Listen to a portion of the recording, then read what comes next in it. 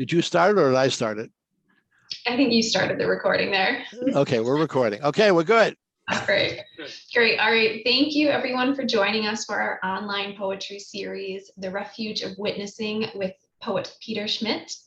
So Peter is the author of 6 collections of poems: Goodbye, Apostrophe, Renewing the Vows, Hazard Duty in Country Airport, and 2 chapbooks, Incident in an Apartment Complex, A Suite of Voices, and To Disappear. He has received the Lavin Award from the Academy of American Poets, the Discovery, the National Prize, the Julia Peterkins Award, is a 2-time recipient of grants from the Florida Arts Council, and was awarded a fellowship from the Ingram Merrill Foundation. His poems were featured several times on National Public Radio's Writer's Almanac. And his poem, Packing Plant, won the Sunken Garden Poetry Festival Open Competition in Framingham, Connecticut. His work has appeared in many leading publications, including the Hopkins Review, the Hudson Review, the Nation, the Paris Review, Poetry, and the Southern Review, and has been widely anthologized.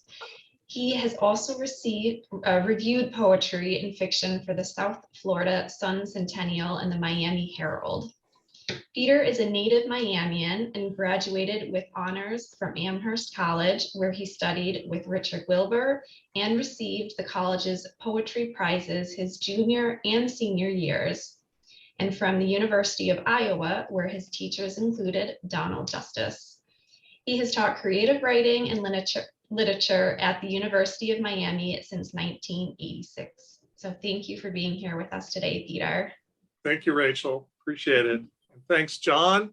Yeah, and Peter, Amherst College got a new president that's going to start, I think, July 1st or something. I just saw that. That's right. I think they just sent the announcement out yesterday. Yeah, one of the people that work for me at Kripalu is the Joe Flukiger is the head of food service for Amherst. And our new president actually happens to be an English professor. There you go. So I have to admit, I'm completely surprised. Why? What if I don't know who I know as a woman. I can't remember her name, but why is that not usually a good resume? No, I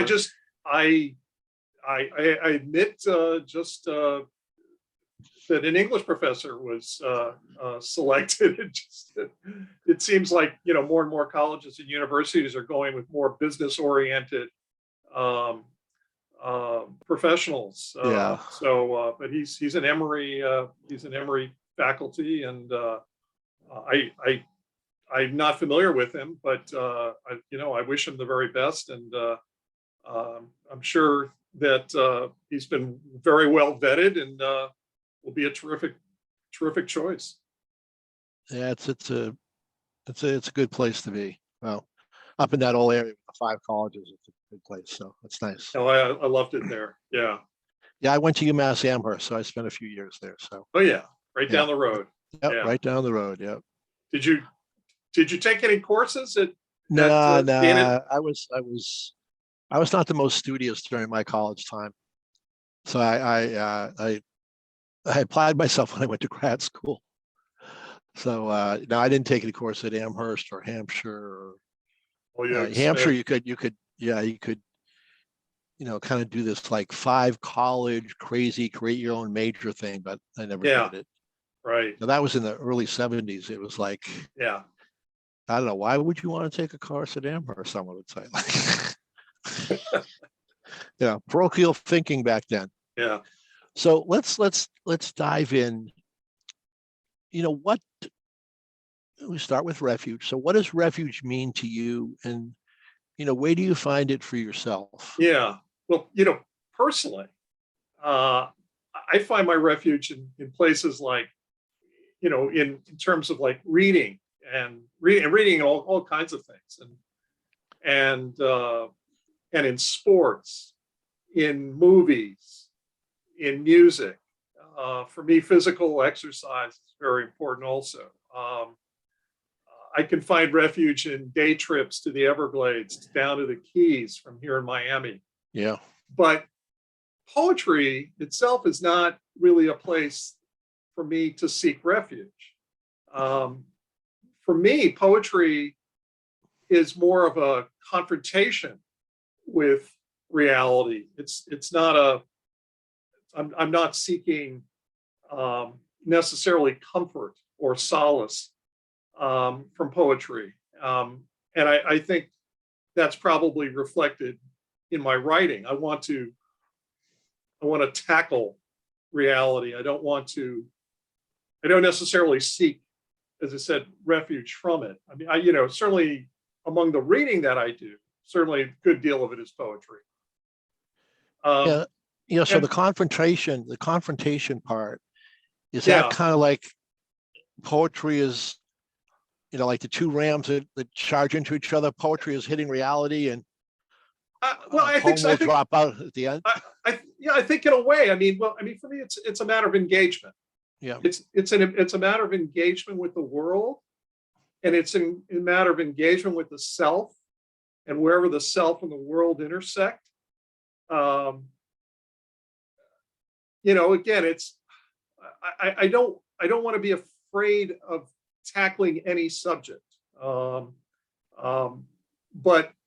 I will say that I feel most confident as a writer when I'm able to approach a public subject, a large public subject, from a personal angle. If I can find a kind of personal connection into it. Again, if I have some personal experience that relates to the larger public matter, I feel like I'm on sure ground. I feel my footing is more, a little more secure there. And I don't know if that'll be reflected in any of the poems that I read, but if there's not a kind of personal engagement with the bigger, broader public subject, then I think I'm proceeding a little more tenuously. But I don't want to shy away from anything that comes my way, anything that kind of engages me.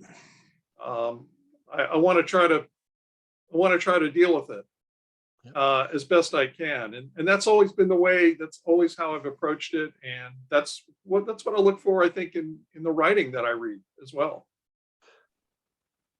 So, are there times when, you're in progress with a poem and, you're feeling it just doesn't have that personal connection, and do you kind of revisit it and try to inject, or just, I guess the question is, do those poems kind of get laid to the side and discarded because they don't have that connection?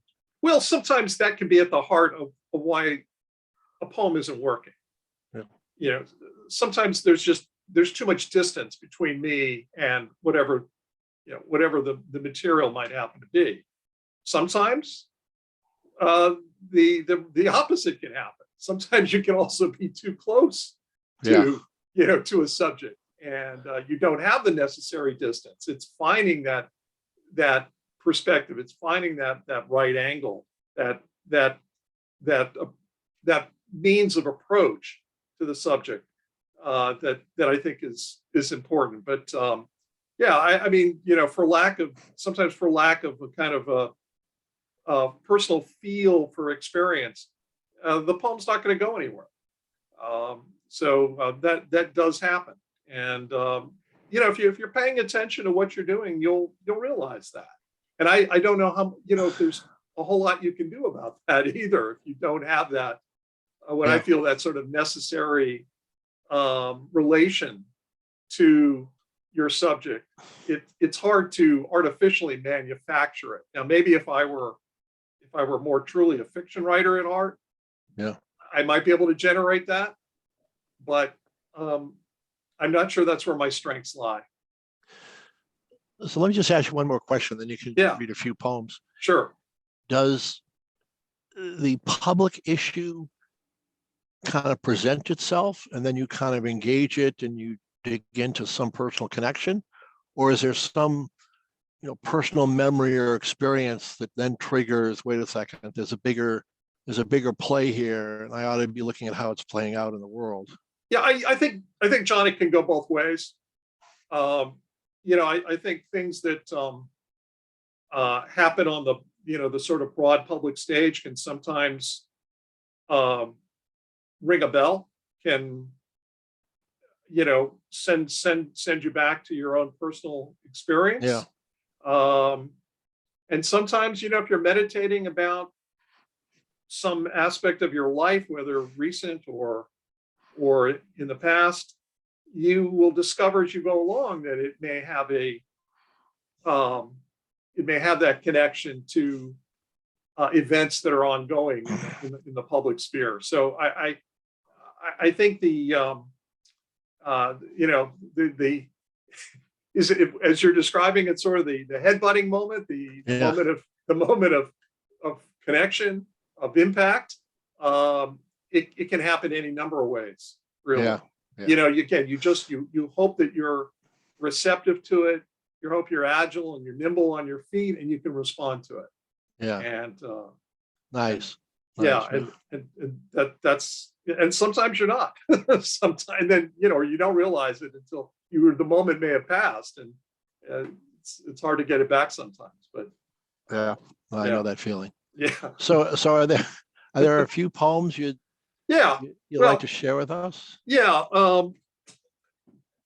I think the work that I've selected for today probably responds more fully to the concept of witnessing, which I guess we'll talk a little bit about further along. But talk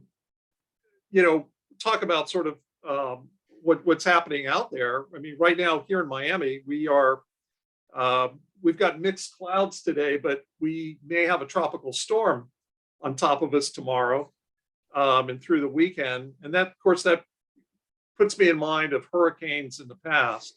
And I thought I would begin with a poem about Hurricane Andrew. We're marking the 30th anniversary this year of that event that had a tremendous impact on my community here. I was very fortunate in terms of how I came out of the storm, which I think this poem will communicate. This is called After the Hurricane. Again, one thinks of refuge, goodness, in a very literal way when you start talking about hurricanes. And I think it's the one poem of mine that actually has the word refuge in it, but I'll comment on that after the poem. So we got bonus points here, bonus points. Exactly. Right. So this is called After the Hurricane. She moved in only weeks before the storm. The Philippine girl next door, high cheekbones, maybe 19, whose American boyfriend stayed sometimes. The walls weren't thin, but I heard them, not making love, and not the actual blows, flesh cushioning flesh, but her cries and his voice, and once in a while the front door slamming with the force of a huge wind, and then steps clicking rapidly down the hall past my door. Sometimes I dreamed of opening that door as she moved by, offering her refuge, as if the one thing she wanted to see was another man. Or I thought of leaving anonymously pamphlets with phone numbers, or calling the cops. Of course, I did nothing. When I would see the boyfriend in the hall, key in hand, he always acknowledged me, but I could never fix his expression.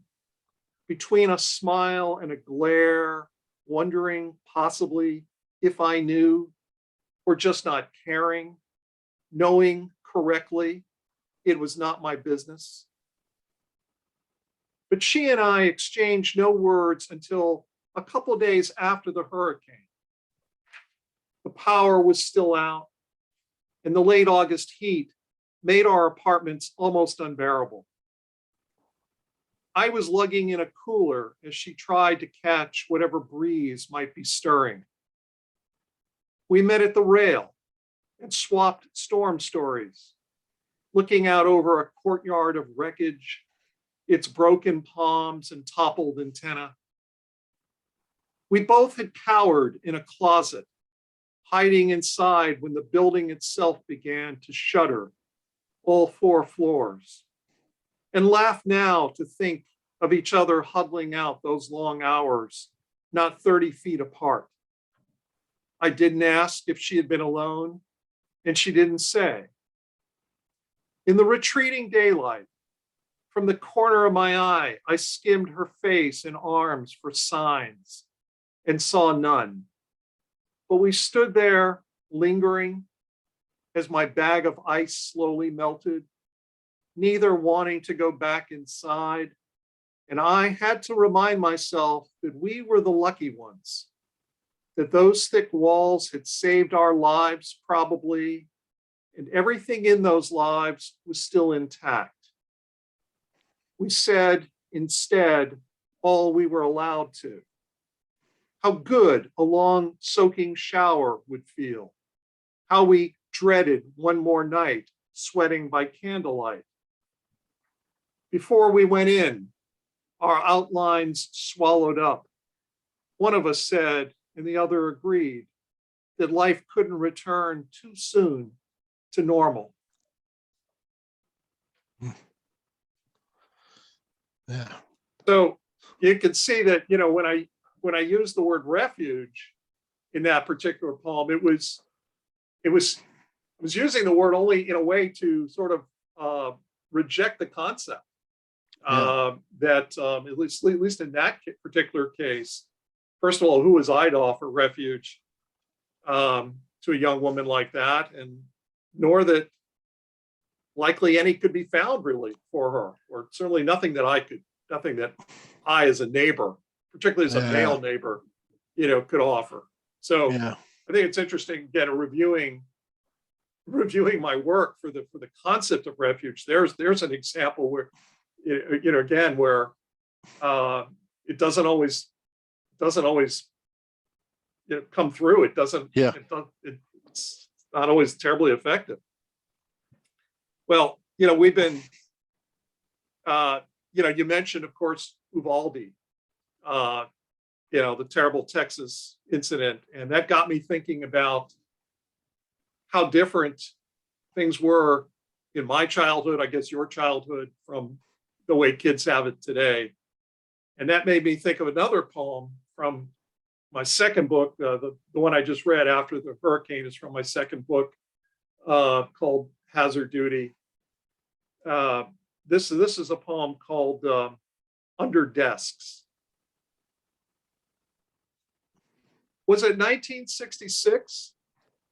A bell would ring and we drop to our knees, meshing fingers above our heads in mixed up prayer. Papers would still be sliding down the sloping desktops, gouged with names, curses, and pierced hearts. And a book might slip off suddenly and thud to the floor. In our peripheral vision, we could see other shoe soles, elbows, and coming down the aisle, Mrs. Rayfield's pumps.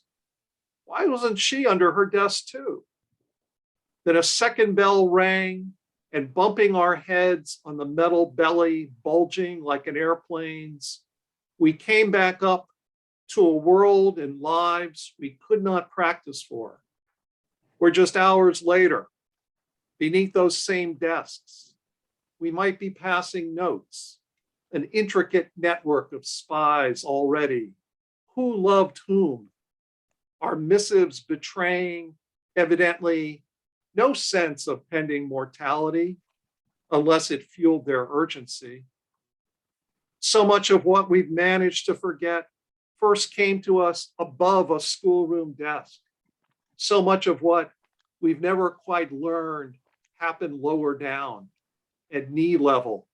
It was under desks we first received our most dangerous assignments. So that's. I think that's 100% relevant to. Yeah, unfortunately, all too much so. I mean, it almost makes, my childhood drilling for nuclear attack almost makes it seem nostalgic. I mean, it almost makes it seem innocent, given, in a way, the more palpable threat that seems to be coming today from these mass shootings. You know, and Yeah. here's a new poem. So here's a poem I've never read before. It's a sonnet. It's along these lines, written a few weeks ago before Uvalde. And this is a poem called Entrepreneur. And the setting is another classroom, really sort of my current classroom setting. So this is Entrepreneur. When you learn on the first day that the smart, opinionated kid in the last row, why do such vivid characters emerge so often from the back, has formed his own startup, making state-of-the-art assault weapons? Your challenge is to treat him like any other student, patiently weigh his many ideas, in short, retain an open mind. And when the young man's hair-triggered temper flashes one morning after class, contesting a grade, you're forced to concede he's chosen well his future course. And try to remember to breathe and picture him as a boy, asking to bring his father's Glock for show and tell.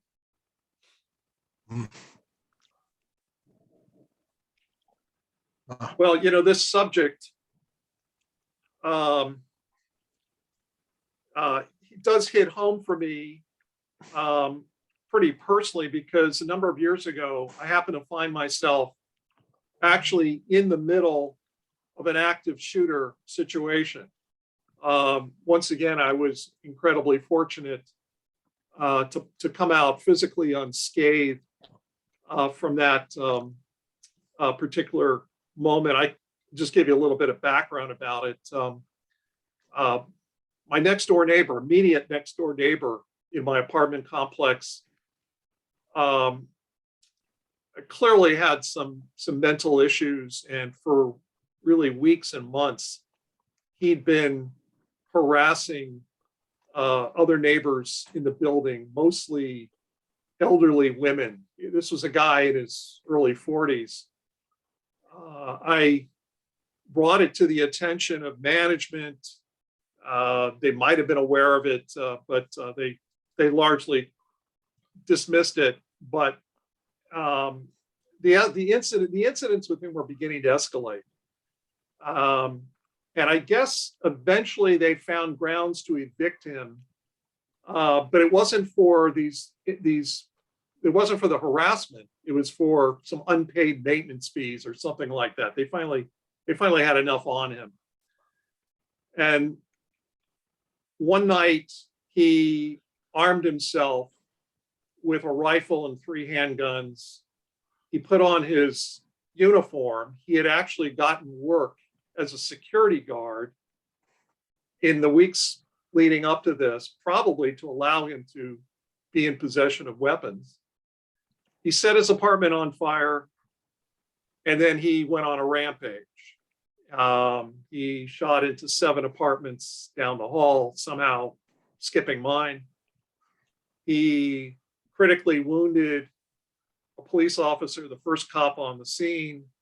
He critically wounded another neighbor of mine that he'd had romantic intentions on, and she had held him off for a long time. And he killed a friend that was riding along with the cop. And he killed a young architect who lived in the next building, who just made the mistake of coming out to see what was going on. And here I was, caught up in the middle of this horror. And, then the question is, well, how do you write about it? Or what do you do with something like this that happens to you? Well, my sense was that somehow I had to find a way to write about this experience, because of course it was, quite profoundly impactful. And what I eventually, after really, I think several years of finally trying to tussle with this, terrible, terrible series of events, was to land on a sequence of 7 poems in the voices of different participants in this episode. So we're talking 7 dramatic monologues, each from a different point of view, based on what I was able to kind of gather about what happened. And I take one of the voices and I give the final voice actually to my, now long incarcerated next door neighbor. And I thought I might read just sort of one installment of the 7, just to kind of give you an idea of the approach. And this was from the perspective of the widow of the ride-along friend, the cop's friend who rode along with him, just had the terrible misfortune of being in the wrong place at the wrong time. Stepped out of the car and was instantly killed by my neighbor up on the 4th floor. So this is a poem from the wife's perspective of that young man. This is called The Widow. How many times did I beg Enrique, think about your children, your 3 little ones, if you don't intend to consider me. But he loved to ride along with his friend, on his back beneath some sweating belly of a car. All day I know he dreamed of it, the uniform, the badge, just like Carlos. So every other Monday night, he'd take shotgun in his buddy's cruiser and leave me sleepless in the dark. Luisa, he told me just days before, I'm going to sell the shop. And I knew he was serious by how happy he looked. But I never knew where that feeling came from. The adrenaline of the radio crackling, blue light pulsing. On weekends, the hours spent inside the hood of Carlos's car, the 2 of them pausing with beers. Could it have been companionship? Something he didn't even find with me? And now Carlos denies that Enrique was even a passenger with him that night. To which I ask, how does Carlos explain his ending up in the wet grass? How it was we couldn't even have an open casket? Was my husband simply following Carlos like some ghost, as perhaps he follows him now? They pulled down the sheet and I made my ID, the way that early mornings I would ease the covers down when he returned to me, not long before the children awakened. Wow, powerful. Thank you. Yeah, there in the poem from my perspective, I use the phrase ear witness. Yeah. Because that's really what I was more. I was more of an ear witness to all these things sort of going on around me until I was forced to. He'd set his apartment on fire, and firemen eventually came and rousted everybody out, and I had to get out. But it was mostly by ear. Yeah. And I, responded to these events. So there's all different ways one can witness. There's eye witnessing, there's ear witnessing, there's all different kinds of approaches. I don't know if you want me to do one more on that subject. Yeah, do one more, then we'll do a little Q&A. A little Q&A. Okay. Well, this is also revisits that scene. This is a poem, however, not in the chapbook. This is from my 3rd book, Renewing the Vows. And this is a poem that connects that adult experience with a childhood experience. So this is called The Lighthouse and the Turtles. The restaurant, converted from an old lighthouse, was one of my parents' favorite places. And after about the age of 5, mine too. Just inside the front door, a long, dark green tank with bubbling filters held so many turtles, they seemed to be crawling over each other in some drowsy, dreamlike attempt to climb out. If I stood on my toes, my nose could touch the cool glass. I was too young to know about turtle steak or turtle soup. And late one night, when the restaurant burned to the ground, the word arson meant nothing. And I didn't ask if any people were hurt or killed or if it would reopen. All I could think of were the turtles.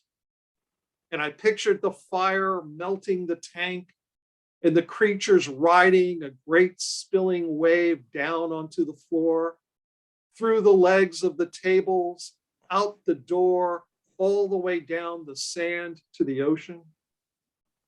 And late one night, years later, when my neighbor armed himself with a rifle and 3 handguns and set his apartment ablaze, as we ran from the building, the scene played out in the slow motion of something you cannot believe is happening. We watched then from the pool as that corner of the top floor burned, the way the flames must have raced up the wooden stairs of the lighthouse, and the abandoned beacon flared one last time. Like ships at sea, we waited, staring at a code we'd never read before.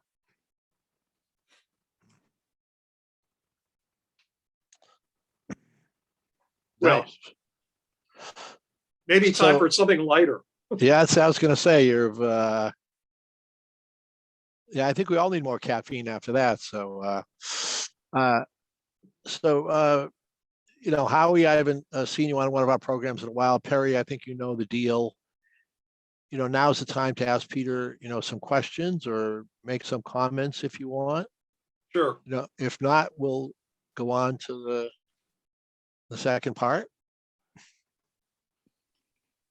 Perry, anything from you or? Well, let's see. I think I've talked about the shootings enough. Living, He's from Buffalo. Oh, Peter. okay. And- Yeah. that's, gets inside your head, and that's all that goes on for a while. Things are course. pretty horrible here. Sure. But so let's see. But I really enjoy your work. I think the tone and is just really, really good. The Thank you. voice is really great. Something easier. I don't know. You talked about reading. What kind of what poets have you been reading, or what anything else have you been reading? Because I find myself reading all the time now. Yeah. But everything, really. I mean, anything you get your hands on. I mean, I encourage my students in particular, don't just read contemporary writers. read the older guys too. Sure. The older ones as well. So, I don't know. I mean, and I'm a big fan of, good fiction as well. I wish that I had greater skills in that direction. But, It's hard for sure. But I mean, look, I'm always coming back to a lot of the writers that I teach. And of course that, we're talking people like Elizabeth Bishop and Robert Frost and Walt Whitman and Emily Dickinson. In fact, Sure. John asked me to if I wouldn't mind reading an Emily Dickinson poem, and I'm thinking maybe that's where we'll go next here. Something a little bit lighter. We got to have our quiz first. Oh, our quiz. So, Perry, this is like a game. We're turning this into a game show now. Okay. You can, door number 1 or door number 2. And Peter and I witnessed the same event at exactly the same time, 1,269 miles away from each other. What do you think that event would be? Should we give them another little hint, like saying that it was maybe 18 years ago, almost 18 years ago? 18 almost 18 years ago. Yeah. Yeah, almost 18 years ago. The same event. Yeah. And after this event happened, I ran out of my home and I was banging pots and pans in the middle of the street. Oh, that's a giveaway, John. I don't know. You got to be, you got to be in the genre, Peter, to get this one. Maybe so. The 18 years has me stumped. I don't know. Tell me. It's when the Red Sox won the World Series on October 27th, 2004. All right. And, they beat the Yankees. They came back and there was just an Okay. incredulousness about, the whole thing it was such a shock and a relief. You didn't know what to do. I couldn't process it. I said, I'm going out in the middle of my neighborhood and just gonna go crazy. Yeah. So Okay. Peter, why don't you we're gonna move to witnessing. So Yeah. why don't you start with that one? That was a good one. Yeah, let's start there. I mean, you've given me a great introduction for that, John. Yeah, so this is called Emily Dickinson and the Boston Red Sox. It has the epigraph of October 27th, 2004, when the so-called Curse of the Bambino was finally lifted. Yeah. So some of it, of course, is set in Amherst. Some of it is set, obviously, in Boston. And because the Sox clinched the series in St. Louis against the Cardinals, Yeah. some of it is set in St. Louis. I hope it won't be too difficult to follow, the movements of the poem. But yeah, so Emily Dickinson and the Boston Red Sox. In her white cap with the scarlet bee, she watches the small color TV. No flat screen, plasma, or LCD for her, she would have you know. And she much admires the home team's jerseys and jackets, thinking, what a lovely bird, the cardinal. At her feeder, that blur of passion. And how lucky, in a way, a strange way, they will be now, those fans west of here. The trophy so close. Unlike all those poor Yankee stalwarts year after year, their routine champagne and ticker tape, how truly deprived, not knowing what desire means. In fact, she's traveled to the city only once, when she had that pesky eye malady and went in to see specialists at the infirmary. But first came the cab ride, her kindly driver, straight to Fenway and the Green Monster, a name she wishes keenly she'd coined herself for spring, with the trees out beyond the fences suddenly looming. And it is only envy that she feels now, eyeing the melee on the mound, the grass thinning this deep in fall. For all the dumbstruck seated there, mute, staring at the other team, her team, leaping deliriously with their improbable victory, and all of that sweet joy already slipping away so naturally. Of course, that's a poem that comes from, my reading of Emily Dickinson and her, I think her sense that to not have what you want is actually character building, character enhancing. And then, of course, the converse of that, right? I mean, the corollary perhaps maybe is when you get what you finally want, it starts, it all starts to diminish from that moment on. So, although, of course, I'm happy that the Sox were able to get back there at least a couple of times since then.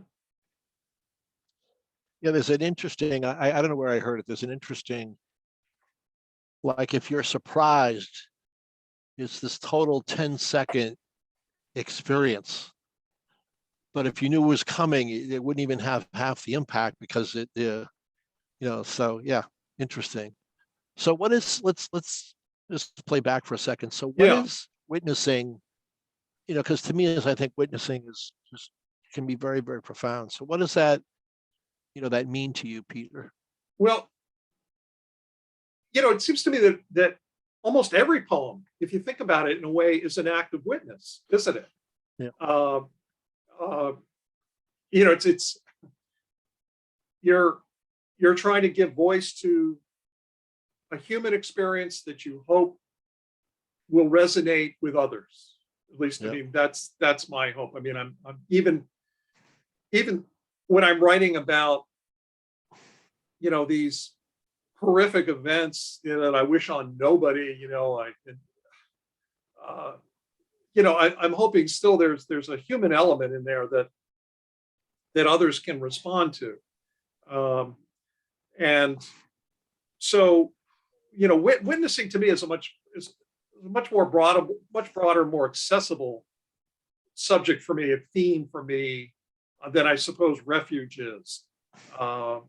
So whether again you are bearing witness to the personal events of your life, or to huge monumental global matters, it's about, to me, it's about fidelity to the experience.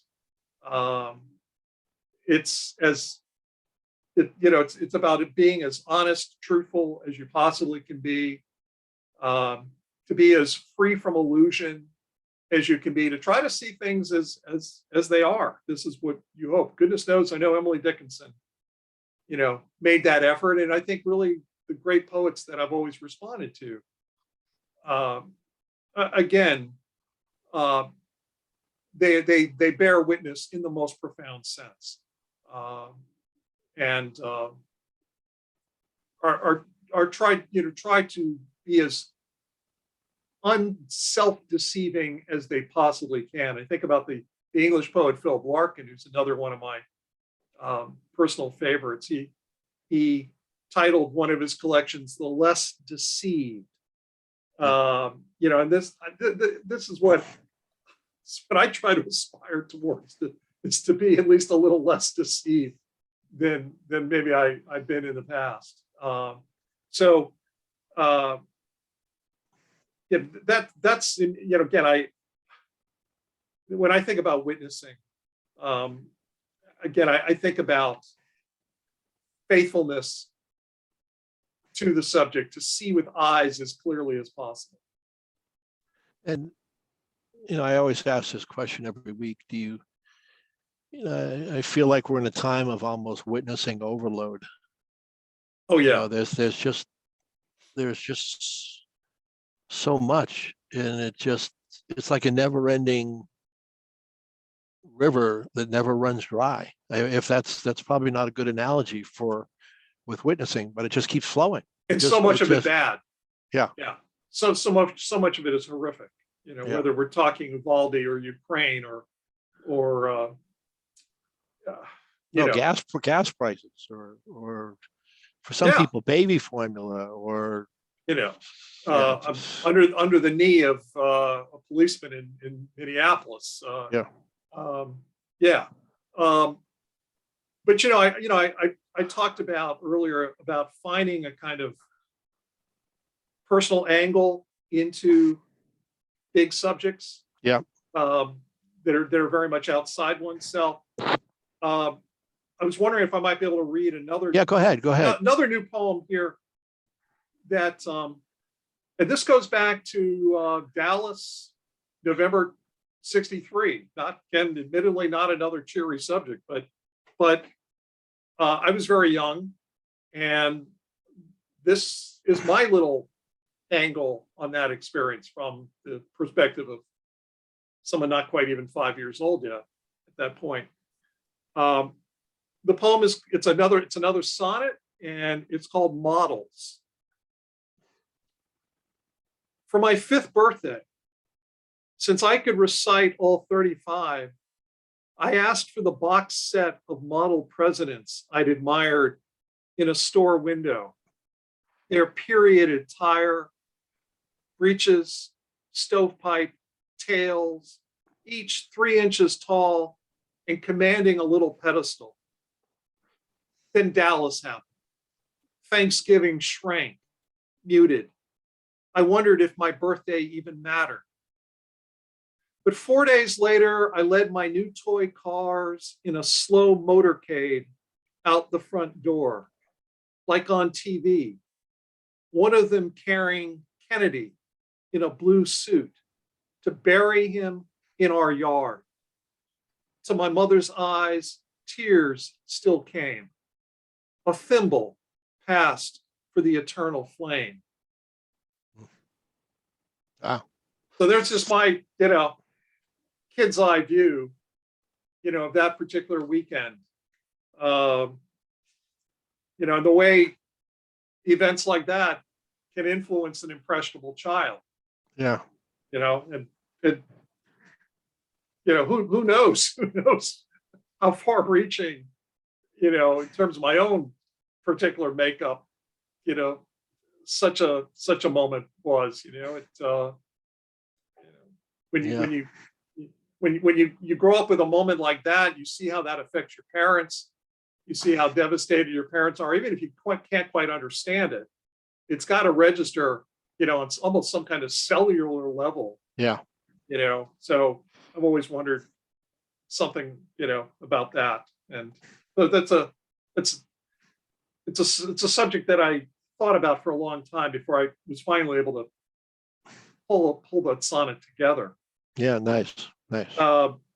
Maybe here's sort of another childhood reflection, and then if we have time, maybe one or two more after that. But here's a meditation on Vietnam, the war in Vietnam, seen through the lens of a child at summer camp here in the States. And that child, of course, is me.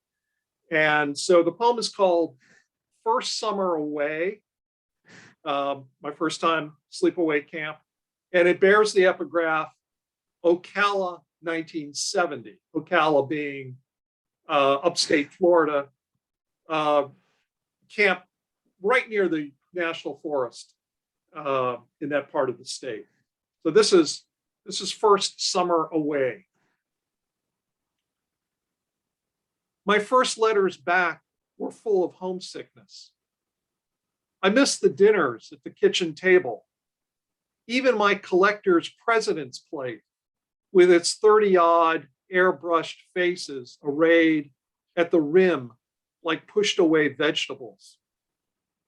Here, I was subject to baffling grown-up jokes. The jets from the nearby Navy practice range diving toward our H-dock, sending us scattering into the lake and loosing sonic booms across the camp. Our counselors stood stoic, bamboo poles at their fingertips.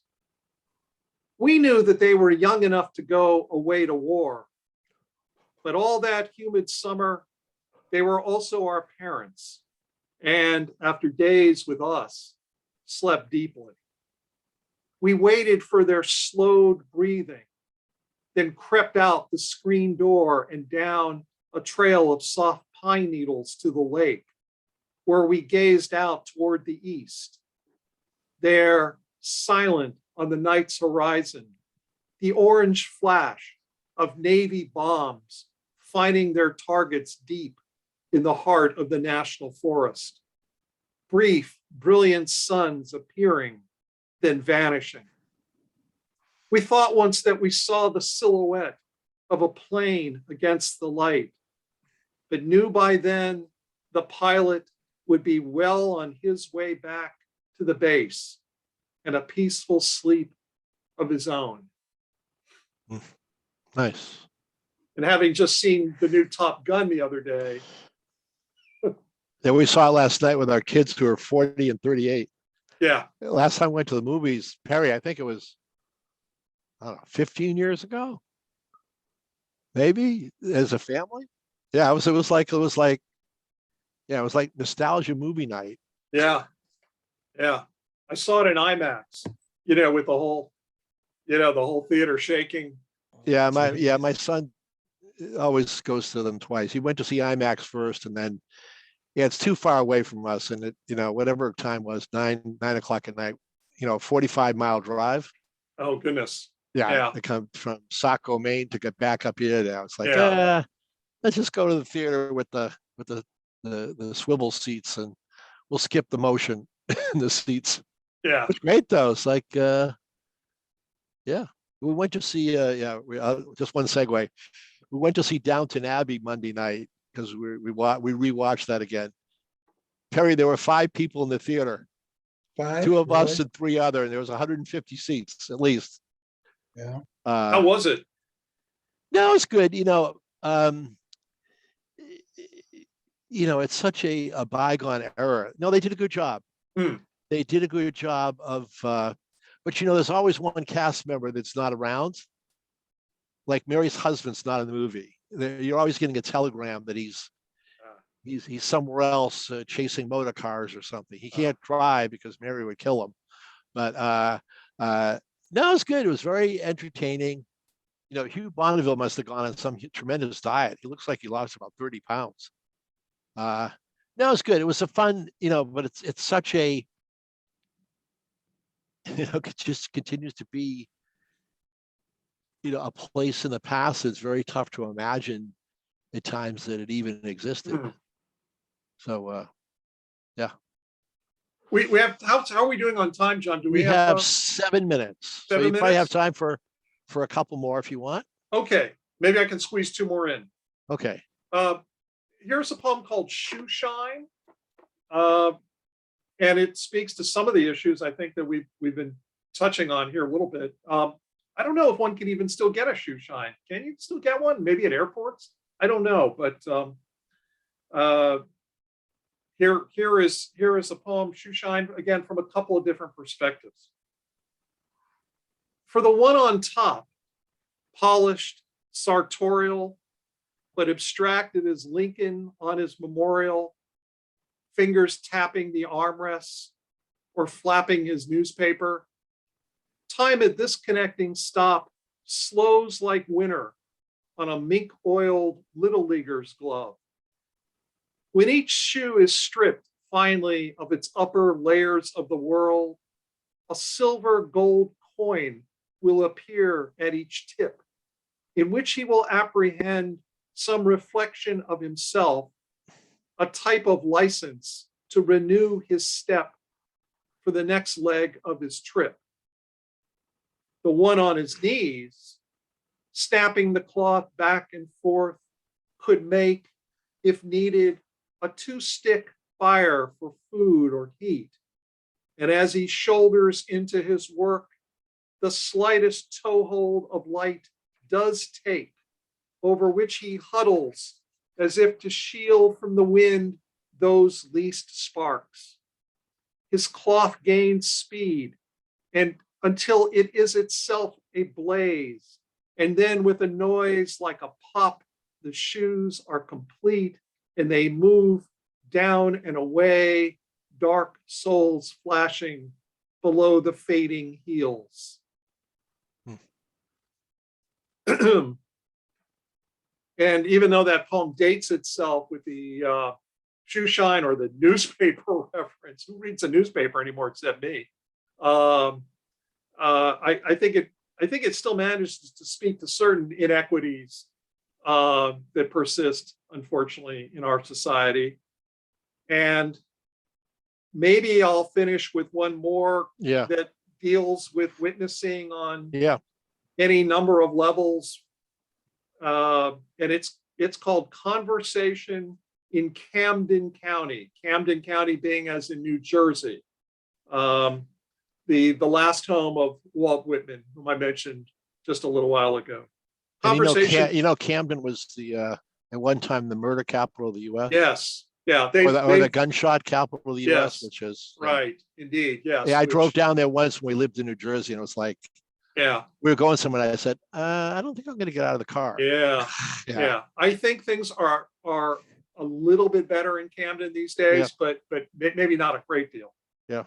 Conversation in Camden County. Across the street from Whitman's house, the women stand both day and night, moving their hands through the air, eyes squinting at the slit-like windows high above them, recessed and dark, behind which their men, husbands, sons, lovers, and brothers and fathers, presumably can see them too, each having found from his small cell down some stale, dim corridor of Camden County Correctional, his own woman, small and recessed herself, on the street or sidewalk below, but his, and speaking now in the signed speech she had to learn and teach to him, their only means between rare official visits. The women stand, one diapering her child on the hood of a Dodge, relaying the household events, the small details of their stalled lives, the pinched budget, the child's new cough, each speaking in the strange language of the unhearing to those mute in their own way, but hanging there high up on each hand-spun word, flesh of each face pressed to the meshed glass. And they keep on standing, the streetlights shuddering on past midnight sometimes, these women, their tired backs to the gray clapboard two-story, whose occupant they may never have heard of, who would have himself stood with them, speaking with his hands, if no other way.